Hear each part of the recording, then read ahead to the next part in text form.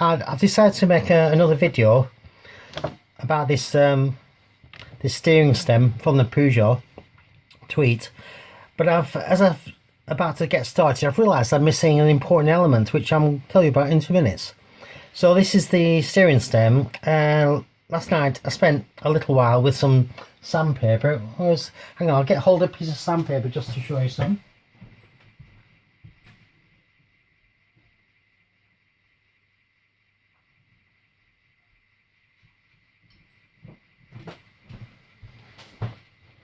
Here we are. I'm sorry about the delay there. It's medium general purpose sandpaper, and I used that to try and get rid of some stuff that was stuck on around here. As you can see, I actually painted this. I had it shot blasted, then I had it painted, and then I applied some clear lacquer. Unfortunately, I've had a bit of a reaction with part of it, and it's wrinkled it, some of the paints, but it's just cosmetic anyway. It's going to be not going to be seen anyway, so I'm just going to carry on. But I mean, people normally would just rub it all down and start again really, but I'm not going to bother. So this is the sandpaper I use just to try and get rid of any debris around here. I also had a little file. Oh, here we go. Little flat. It's got flat this side, and it's got a half moon or whatever you want to call it the other side. So I just used the flat to try and make sure that this part around here was very flat. I was thinking that when the bearing sits on there, and this is the bearing of course with the bearing race I'm going to put on today, that was the idea anyway, that unless it's actually flat, if it's tilted or there's something pushing it underneath, it's not square, then when the ball bearings roll around here, obviously it'll tend to wear in one place, which can't be a good plan, can it? So I did think to myself, I better try and make sure as far as possible that all around here is very flat and there's no things, bubbles sticking up or anything standing proud that's going to tilt it and obviously cause some wear problems with this ball bearing. You can see the ball bearings are very tiny, and it wouldn't take much to, you know, have something pushing it which would cause a problem in the future. So that's what I spent last night doing, just filing this down, trying to get this flat.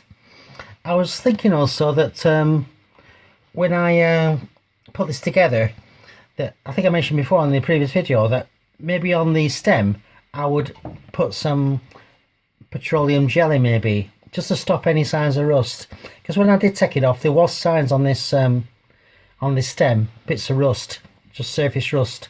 It's steel anyway, but I decided to put some, just a thin smear really, just to cover it over. And when I actually start to fit this all together, I'm of course going to use some of this blue grease really, this recommended and all that jazz. As it says, waterproof and whatever. So I'm going to start off by putting a bit of this around here, of course, on this shim, of course, just to stop any water coming, because you know you're always going to get water in there anyway, water vapor, whatever. It's just inevitable. This little rubber grommet thing, I did give it a good clean. You can see inside down here. I did spend some time trying to clean it all out in between here. So I think many people who work with motorbikes always say, always have a clean, you know, clean area. Make sure everything's really clean before you assemble anything. And I think it's the same, even something like this. So I've spent this morning just using some white spirit, some hot soapy water, trying to clean this out. And then my idea with this, here we go. My idea with this, of course, is to use the red rubber grease on it. I'm not going to say you're going to put, you know, loads of on, but you just need to put a good layer inside out. It's just going to help it, making it waterproof. I'm not saying condition the rubber, but it is going to help it give it a longer life. That's all that matters really. When I took it off, it was full of grease, and I suppose that's giving it a bit of a longer life as well. So I think anything helps, you know, grease, red rubber grease, silicone grease, anything helps really. So that when you put the shim down, of course, the shim will drop down. This rubber is gonna drop down, of course. And of course, the last thing is the this is the race. I realised this race, when it drops down, it's going to get stuck here as well because of this flaring at the bottom. So the one thing I was missing, which I've just realised, is a piece of plastic tube.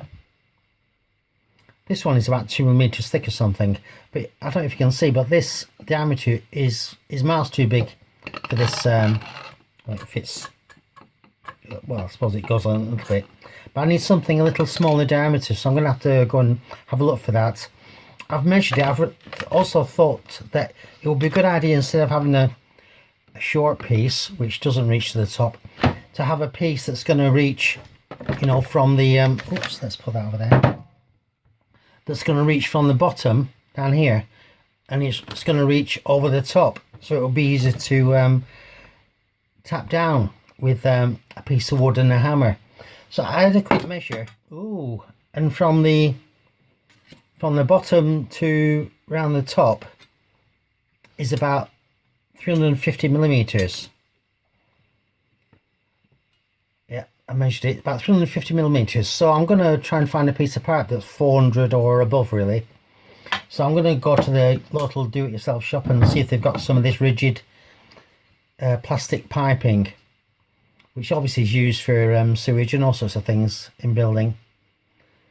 But when I measured this this flared portion, it was about 31mm. So I'm gonna obviously take a tape measure and just try and find something that's bigger than 31. I think the diameter of this, let me just find my measure, roughly, this ball race. So here's the ball race. I'm just trying to measure it across, and it looks to be around about 43, something like that, across there. Yeah, across there. So something that's smaller than 43, because obviously ideally I'd like it to sit in the middle, sit up here, this piece of plastic. It's not going to damage the metal, and then hit it with a hammer carefully, shall we say. I mean, I suppose there are other methods, and people in putting fork seals into forks use similar sort of ideas. You know, even there I've seen people often use plastic tubing, because it's not going to damage the metal, is it? You know, you could tap it down with a hammer. There's all sorts of ways to doing it, but I think a piece of plastic seems to me to be the safest method of all to do a proper job of this. And obviously you want it to seat properly. So my next plan next week is to try and get a piece of this plastic piping, which is more the diameter that I need, and then I'll be doing putting it together in a few days, hopefully, once I find a piece of plastic pipe. So as I mentioned before, I'm going to put a bit of this waterproof grease down the bottom, then cover this shim with it, maybe, then cover this plastic grommet thingy, whatever it is, with the red rubber grease or silicone grease. Just cover it with something that goes down there. Then of course the actual ball race, this lower ball race, I'm going to cover this also with just that waterproof grease again, just to protect it. And then that will go down there and use the this thing to piece of plastic pipe to get it seated. And then the next stage is then to think about putting this whole steering stem into the frame, at which point I'm going to use the waterproof grease on this bearing race, and obviously that goes on the bottom, and then it just pushes up into the frame, and then I can fit the top ball bearing as well, which is a different size to this, a lot smaller.